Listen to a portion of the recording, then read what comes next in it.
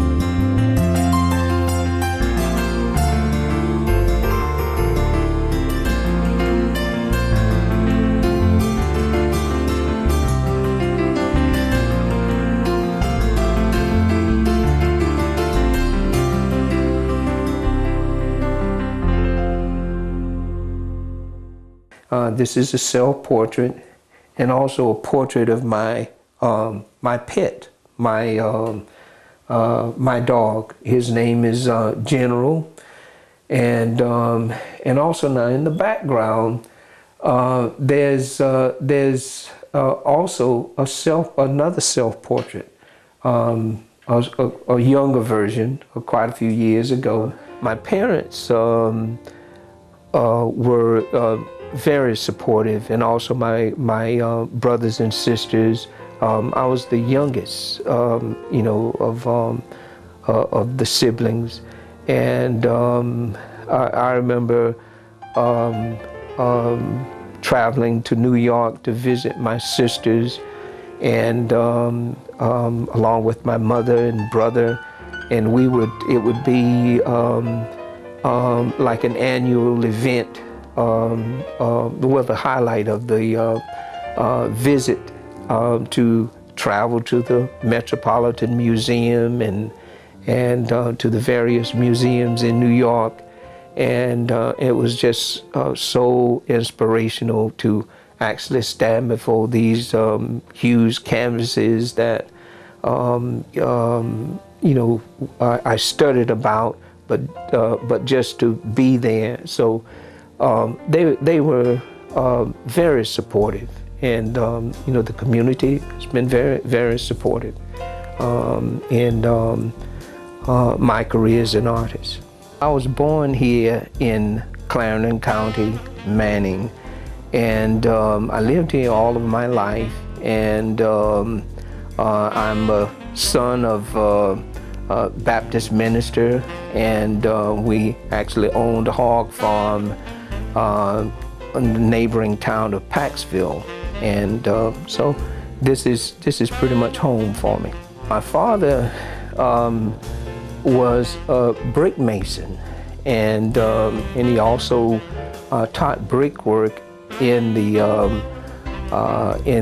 vocational school right here in Tarleton County, and some of the same principles that involves in drawing and painting relates to brickwork, and I remember going on many jobs with my father. I could, you know, he would show me how to lay bricks and so forth, and I could remember watching him use a trowel and the way he handles a trowel, that's the way that I handle a brush when I paint. And he inspired me a great deal because brick masonry and painting and drawing, I don't see really any difference in that. It's pretty much the same. At a preschool age, I pretty much played with modeling clay, and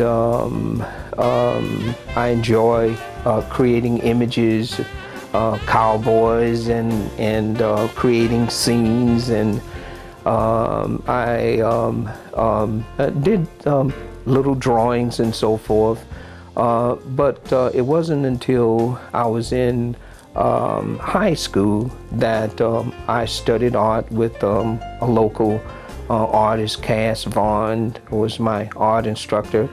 Then from there to Benedict College with a degree in art education, and from there to the University of South Carolina, working on my graduate studies there. I was a senior at Benedict College, and some of my works were selected to be shown at the Metropolitan Museum in New York, and the works I showed were prints. They were woodcuts, and some were drawings. And but when I went up to the show at the Metropolitan Museum to attend the opening reception, and the title of the show was Young Artists from Southern Colleges and Universities. So when I went up to see this show, my brother was in New York. He was studying, and so after the reception, we went up to the Baroque section in the museum, and he said, "Let me show you my most favorite painting in this whole museum." And so it was a painting of Diego Velázquez, and he painted his assistant Juan de Pareja. And when I saw this painting, I was very inspired, and I wanted to become a painter after seeing this particular work. So when I came back to South Carolina, I finished my studies at Benedict and started my graduate studies, and my major was in painting, and that's when I really committed myself to becoming a painter. At that moment when at standing in the Metropolitan Museum and actually seeing the work of Velázquez, I pretty much made up my mind at that point. This is what I want to do, and it's been a quest since then. And it's been a drive. I thought after all these years that flame would sort of dwindle down, but it's like a big forest fire now, and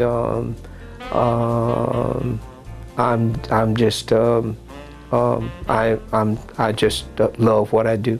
The Hog series started when I returned from New York, and I was inspired to study painting, and so my first course my first graduate course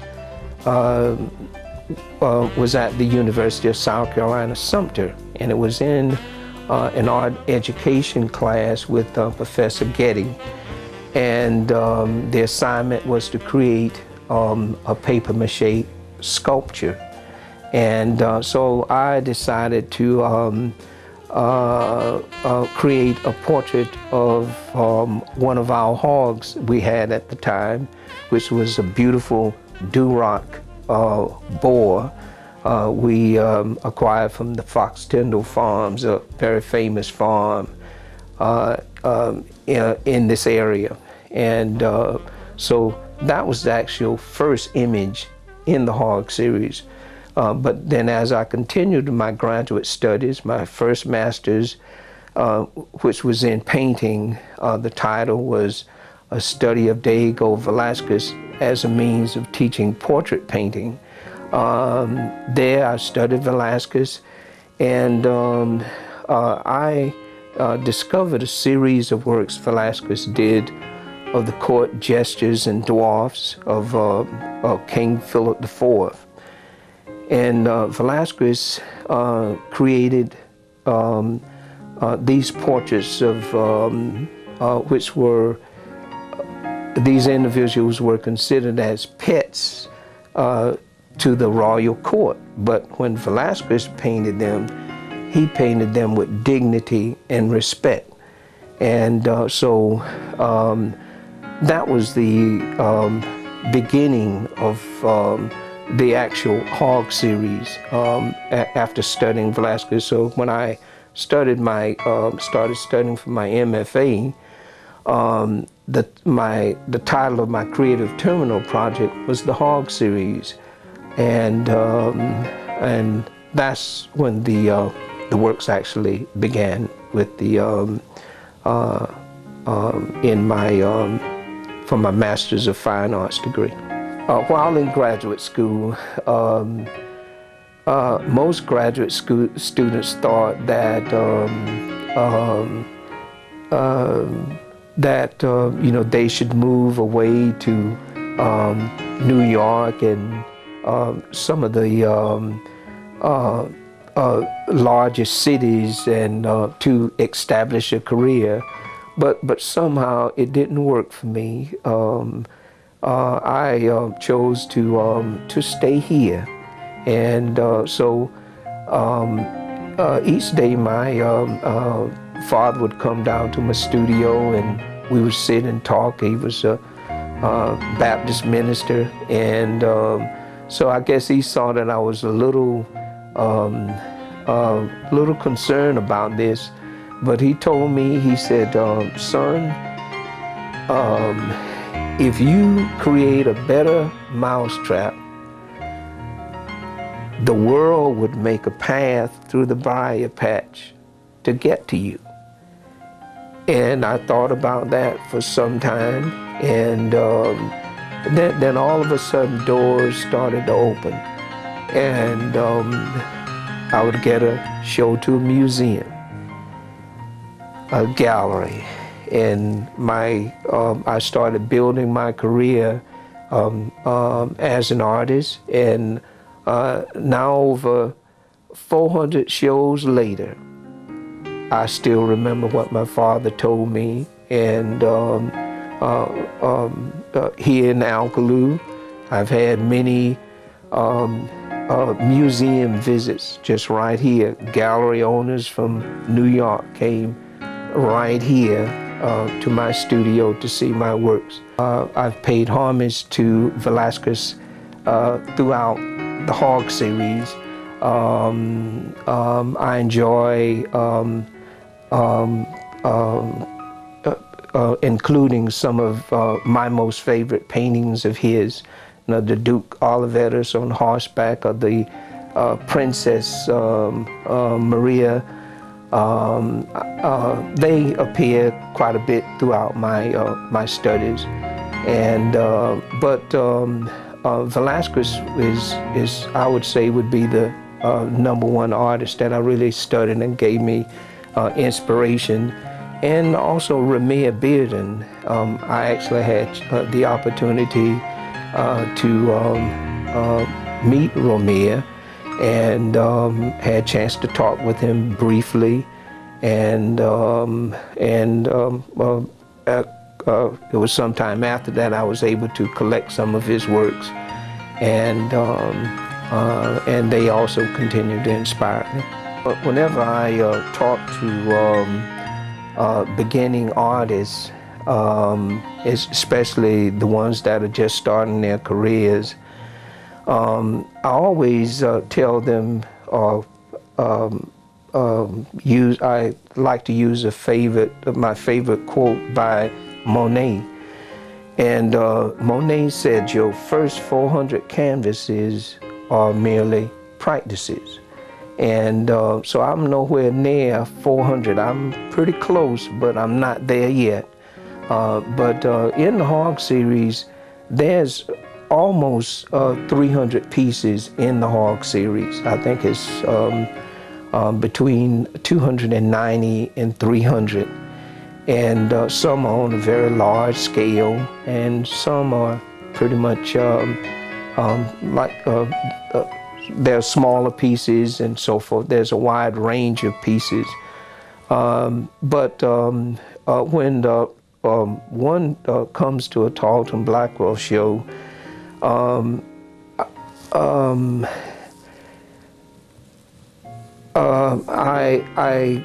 we try to show like a mixture of those works. There's various series I've done. There's different approaches. Most people are sort of familiar with the Hog series, but there are other series too that I've done. And but we hopefully you see a mixture of works that will show a progression of how my talent has improved and how I've grown over the years. And but we try to show a mixture of works. I was in graduate school, and I started receiving commissions even as a graduate student. The first piece was a non-commissioned piece entitled Unity. And here in my studio home, above the fireplace is a smaller version. It's which is considered as Unity 1. Unity 1 is a composition that relates to one of Singer Sargent's works. There's 4 little girls standing in front of a fireplace, and the little girls are representing 4 sororities. And when this piece was unveiled, this piece brought other commissions. One of my largest commissions. And that sort of opened the doors, and for my career. When the Unity was unveiled in Dallas in '85 at Delta's National Convention, there I received the commission to paint Delta's founders, the 22 founders. And if you could imagine, this was piece was life-size. It was 80 inches high, 90 inches wide, and each one of the ladies were life-size. And so this particular piece is on every website of Delta throughout the world. And you can just go to their websites and that piece will be there. So this particular work opened the door for lots of shows and recognition and so forth. Okay, well, my inspiration comes from many sources. Certainly I pray for inspiration, and but it comes in many forms. You almost have to put out your antennas each day. And if you just open your eyes and also your ears and just fine tune and just listen, the inspiration will come. But it comes in many sources.